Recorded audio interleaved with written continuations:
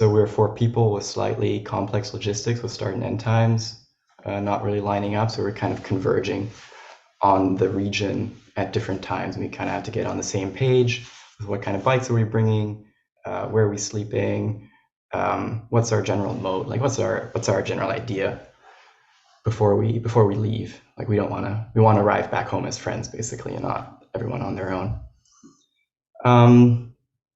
Right. So I'll just mark like a few highlights here.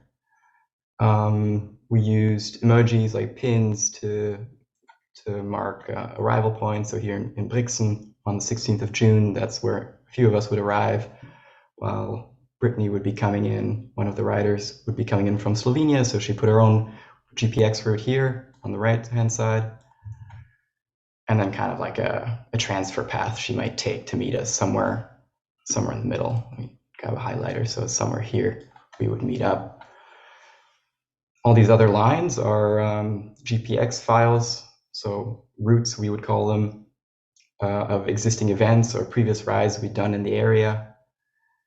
And the idea was kind of that, like we didn't really want to single out one route a priori, but rather just kind of have a good time and drift through the area.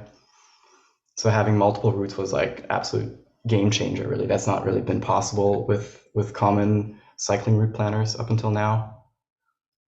Yeah, so on the one hand, you have the multimedia aspect, pictures, pins, and routes. That was really key. And also the collaborative aspect. It's just super fun, actually, and not frustrating whatsoever. Before this, before Fell, planning would always be like bouncing back and forth between some kind of a chat group, different links posted in the chat group to single routes that you kind of have to like load into your working memory and then overlay in your head, and then kind of figure out like what's the difference, do like a mental diff operation, just absolutely insane.